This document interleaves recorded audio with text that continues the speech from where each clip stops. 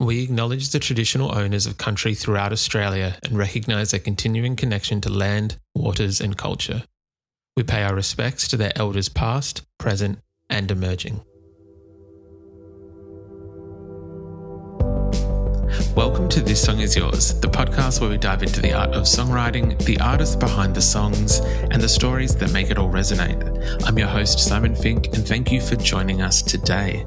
Our guest on the podcast is none other than Pom Pom Squad, the indie rock project led by Brooklyn-based songwriter Mia Berrin. Mia initially burst onto the scene in 2015, making waves with her unique style and powerful songwriting. However, it wasn't until 2021 that she and the band released their debut record, Death of a Cheerleader, which earned widespread acclaim for its bold mix of punk, indie rock, 60s pop, and more. The album firmly established Pom Pom Squad as one of the most exciting new voices in indie rock music. Now Pom Pom Squad are back with a brand new record titled Mirror Starts Moving Without Me. This album dives into the whirlwind experience of life post-success, grappling with how things changed following the acclaim of their debut. In today's episode, we're chatting with Mia about Mirror Starts Moving and the unique challenges that come with writing a record about the success of a previous record. We talk about her introduction to songwriting and how artists as diverse as Leonard Cohen to Sabrina Carpenter influence her style. We also discuss what fans can expect from her upcoming US tour and the energy that goes into bringing these songs to life on stage. Now we want to say a huge thank you to Henry for his help with today's episode and remind everyone that Mirror Starts Moving Without Me is out right now. You can find links in the show notes on where to purchase and stream the record and where you can buy tickets to Pom Pom Squad's upcoming US tour. While you're there, please make sure you follow us on our socials to stay up to date with all of our latest guests and episodes. And with that, let's get into it. Here is our conversation with Mia Berrin from Pom Pom Squad.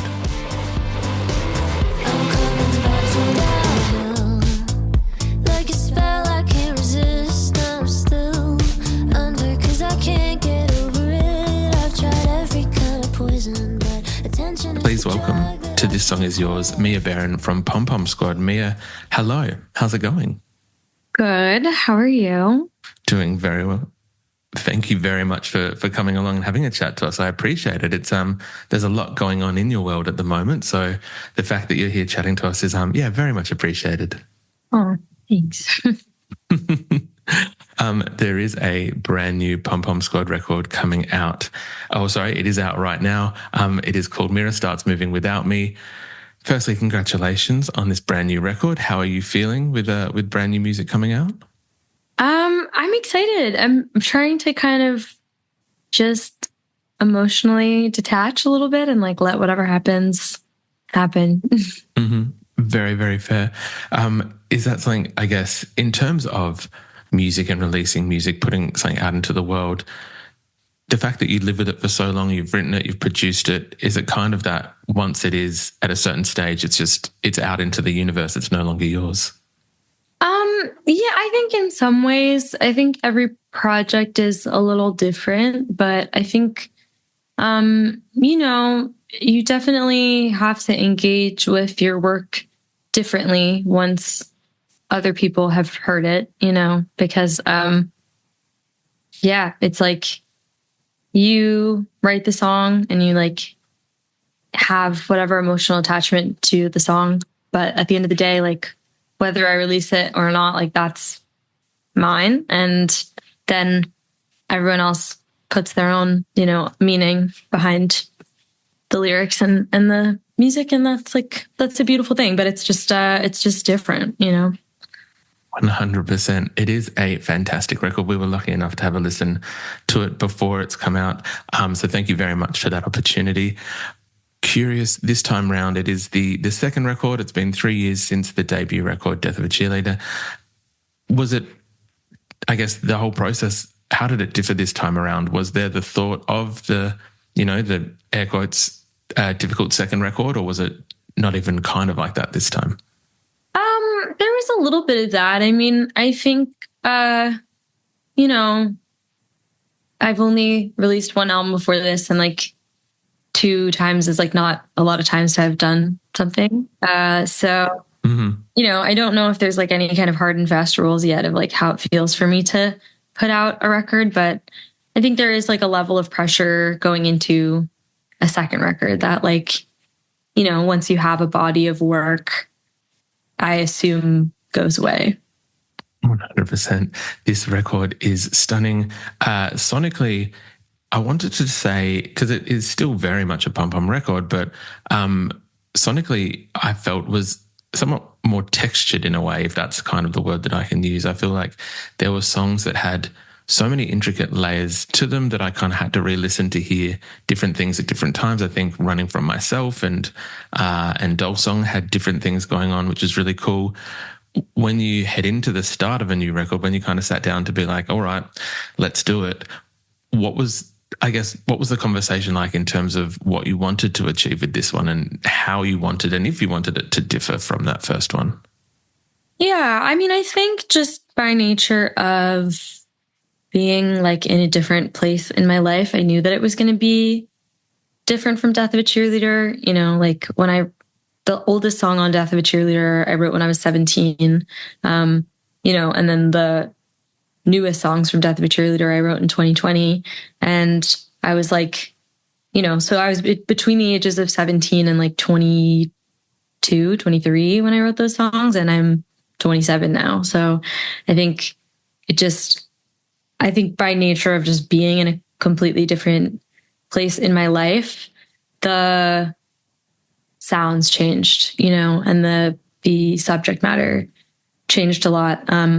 And yeah, I mean, I like what you said about them being differently textured, because I think, you know, it's interesting hearing different people's interpretations, like to varying degrees of like, oh, it's a completely different move for Pom Pom Squad, or like, oh, it's a Pom Pom Squad record, but it feels like slightly different somehow, you know? And I think, for me, it's kind of like, as the songwriter, it's like, it's all part of the tapestry of what I do. And it has been interesting kind of seeing how different like textures and different moments of my life, like interweave in each song, you know?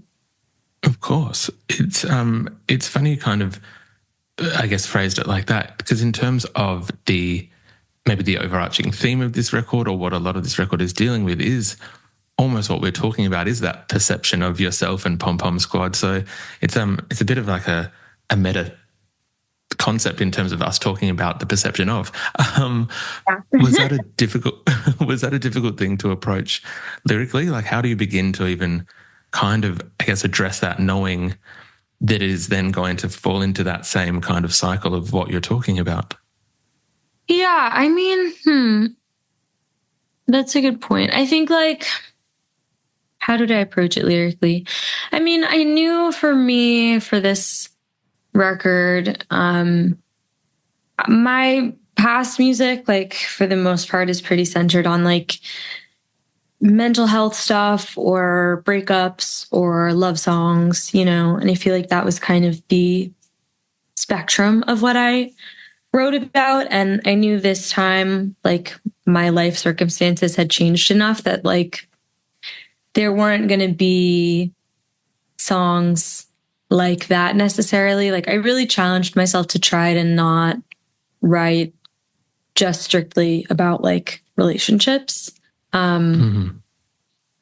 Because like, I don't know, I think that one, I've already written about that a lot, and two, because like, it's just not what my life is centered on, and hasn't been centered on for the past like 6 years or so. That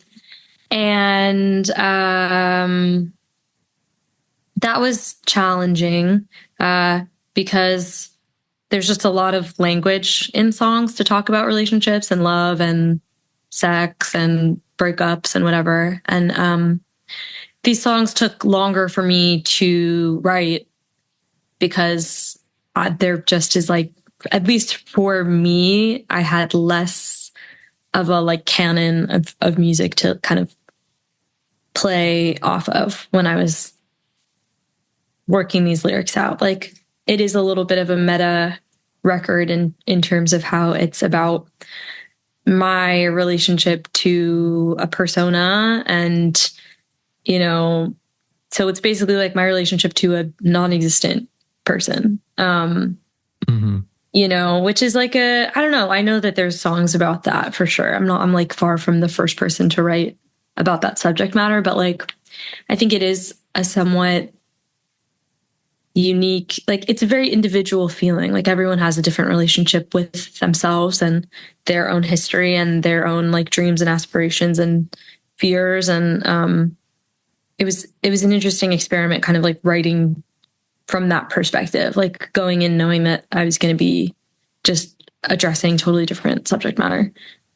Which I kind of loved about this record, though. I think a lot of songwriters in this day and age, and with no discredit to them, there is the canon of songs about relationships and love and partnership or whatever it may be that continues to grow. But I think that there is something really unique about writing about one's own perspective of oneself and kind of that kind of journey as well.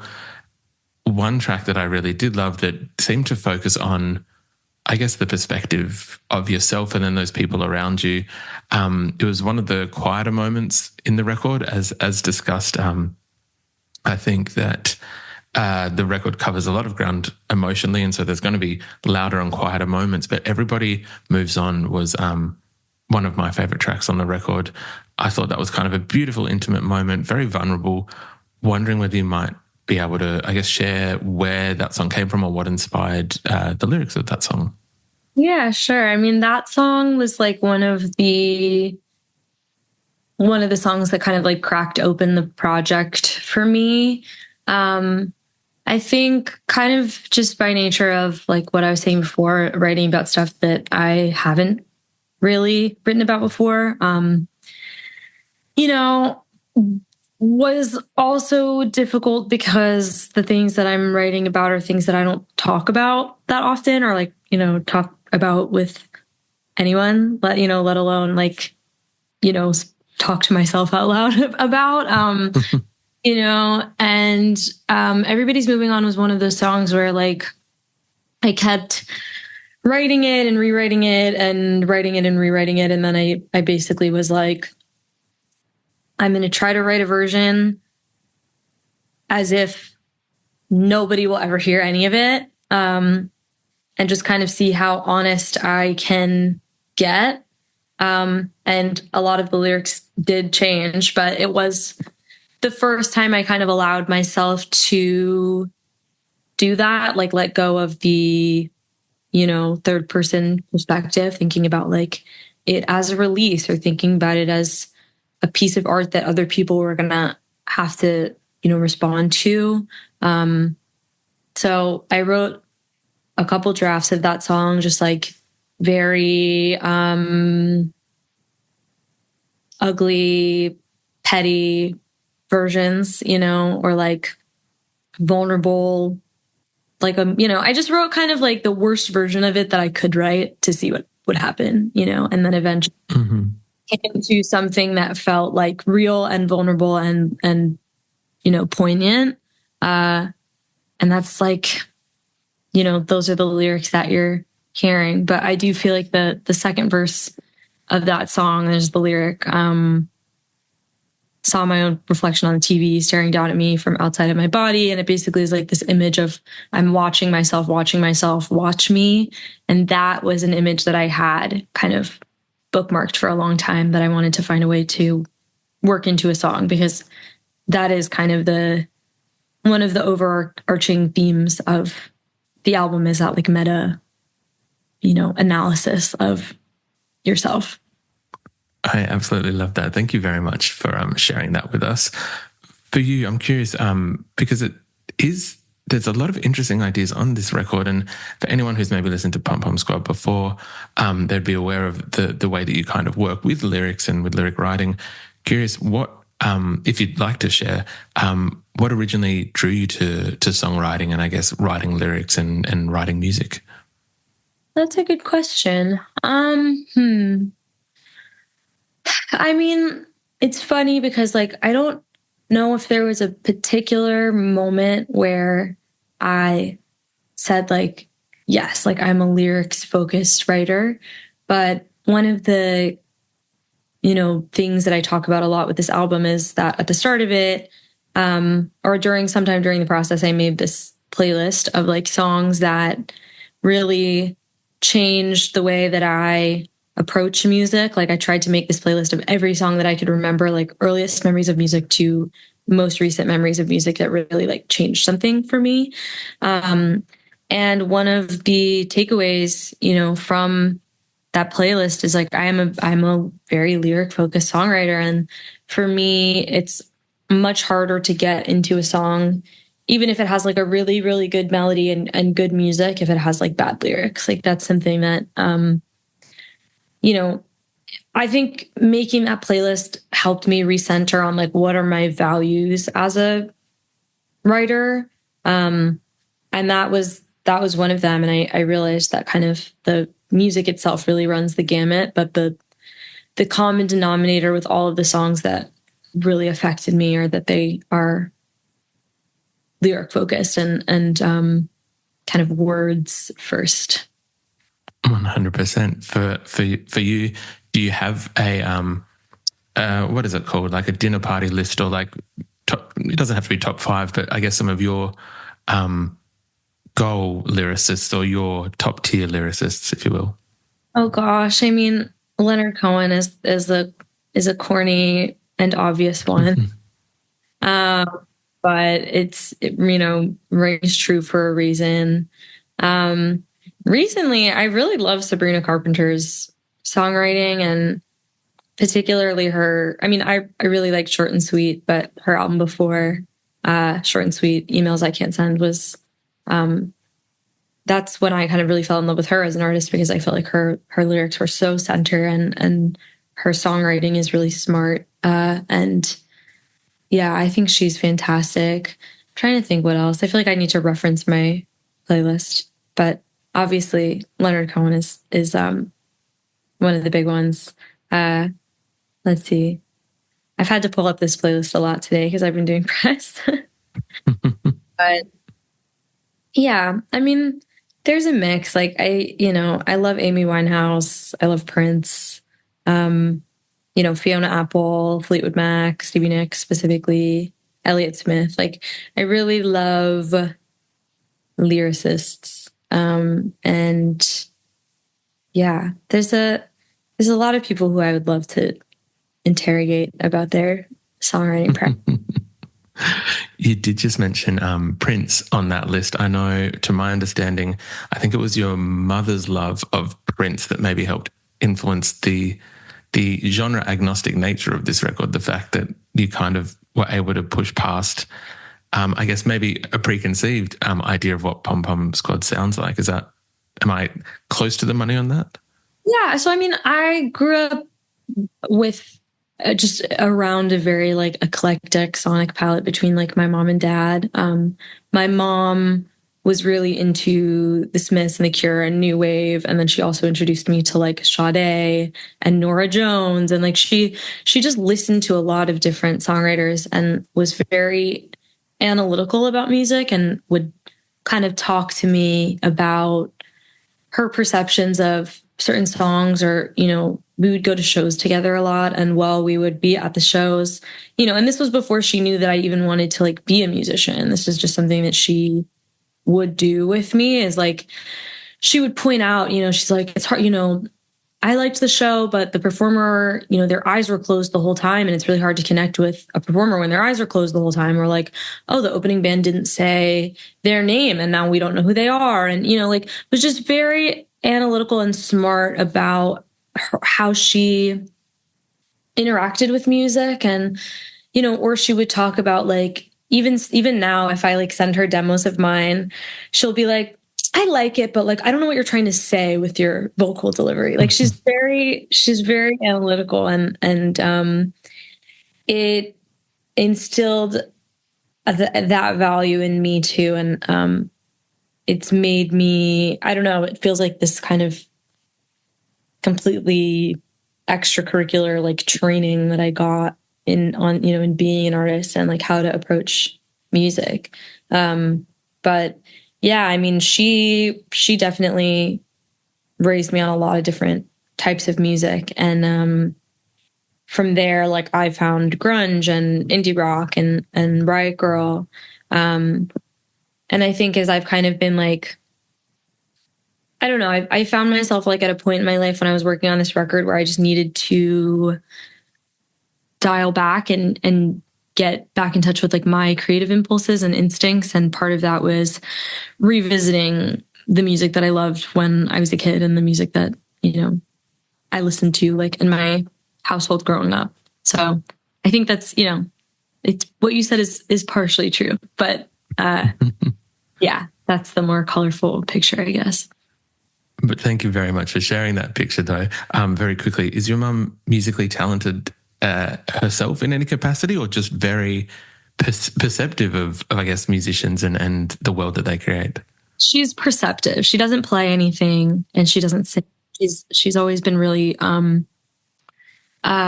supportive of me, and it made me very like. She doesn't go easy on me, and I appreciate that. Like, if I'm showing her stuff, like she's never been the type of person to just blindly be like, "Great job, honey." Like, she will tell me about myself, and like that's necessary because not everyone has that, I absolutely love that. I think I prefer that than the simply "good job, honey" kind of parent. Each to their own, but I think you've obviously got something very special there, which is incredible.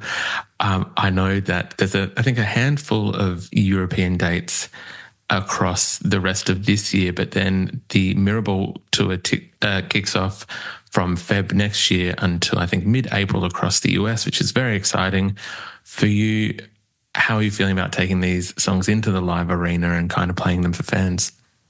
I'm excited. I mean, I got a little bit of a like sneak peek this past weekend. We did a couple dates on the East Coast, and it was my first time playing spinning, downhill, and Street Fighter like for an audience since they've been out. And I was really like surprised and grateful for the response. I mean, I've been doing the songs from Death of a Cheerleader for the past 3 years straight. And I had that moment when we did the Death of a Cheerleader headline, like just kind of really feeling the love from fans for the first time, and kind of like figuring out which songs people liked live and what moments people found the most exciting. And I really got the first taste of that with those 3 songs this past weekend, and it was really special. So I'm hoping that I'm hoping the rest of the album speaks to people as much as the singles have so far. I have a feeling again that they probably will. I think that this is a really, really beautiful record. Wondering whether there's a certain track for you off the record that you're looking forward to giving that debut live. Maybe it hasn't been released yet. Maybe it's still, again, it will be released by the time people are listening to our conversation. But any of the album tracks that you're kind of looking forward to taking into that live arena. I think right now I'm excited about Running From Myself. That's the one that like I feel like will be most polarizing is my guess. But I'm really proud of that song. I love that song. And as we've been practicing it, I've been enjoying figuring out the live show version of it. Mm-hmm. Does it change much in terms of that? Because there are some songs or sometimes where songs will change their arrangement or maybe how they operate in that live setting. Has there been much of that you found in converting it over? I mean, that song, a bit, not anything crazy. I mean, we're still in the fairly early stages of like putting the show together. But we are doing like a 5-piece setup for this tour. And the only other time we've done a 5-piece was for the Death of a Cheerleader headline. And it's been a little different. The instrumentation live is a little bit different than, past shows, but it sounds, I don't know, it sounds really full and exciting. And I think for me in practices, that's the one that really makes me feel like pumped about. playing it out, even though it's like not fully ready yet, you know? 100%. Well, I know that there's a lot of excitement around these shows in the new year. It's looking like we're going to be over in the US around March, so we're going to try and make it to, I think, the Texas show or one of the other shows. But we're going to make sure we have all the dates in today's podcast show notes so that people can buy tickets and see you. Mia, we usually ask our guests, and I'm sorry that you're going to have to get your phone out one last time. We usually ask our guests what they're currently listening to. For yourself, is there anything on high rotation at the moment? Oh my goodness. That is a good question. And I feel like I can never answer this one off the top of my head. Let's see. Well, I do feel like October, you know, I have like kind of my yearly October rotation.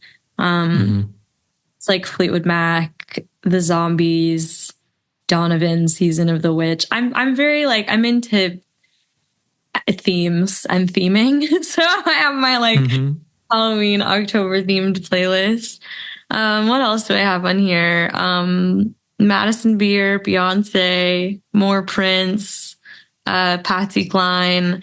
I got a lot of stuff going on this playlist, but I guess like a new favorite of recent history is Akira by the band Michelle and Sharpest Tool by Sabrina Carpenter. Those are my like two, I think, heavy rotation songs right now.